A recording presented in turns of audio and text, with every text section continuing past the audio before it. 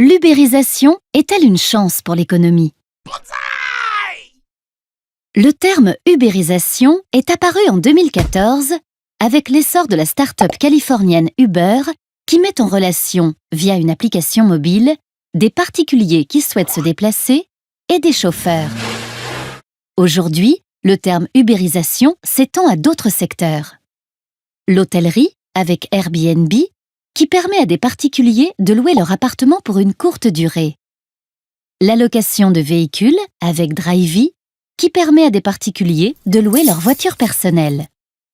Les banques, avec Lending Club, qui met en relation directement des emprunteurs et des prêteurs.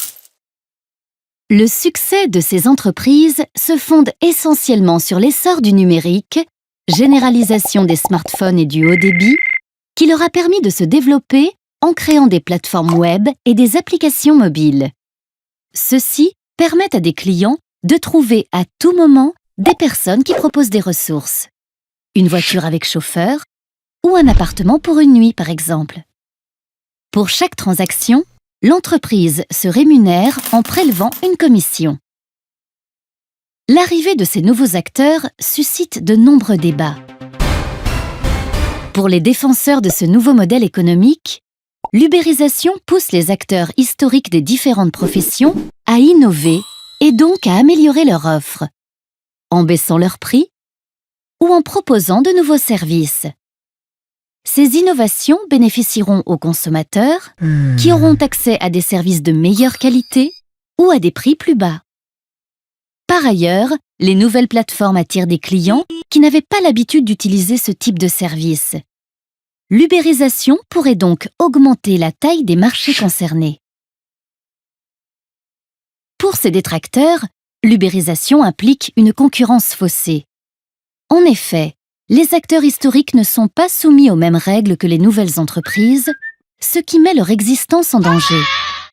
Les hôtels, par exemple, appliquent la TVA sur le prix des chambres et sont soumis à certaines normes d'hygiène et d'accessibilité, ce qui n'est pas le cas des logements proposés sur Airbnb.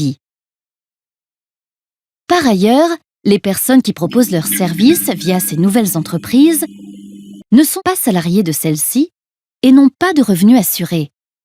Dans certains cas, elles n'ont même aucun statut.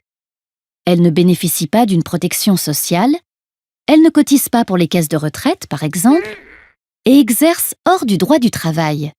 Elles peuvent dépasser le temps de travail maximum légal, par exemple. Les entreprises issues de l'ubérisation créent donc des richesses, mais sont aussi destructrices.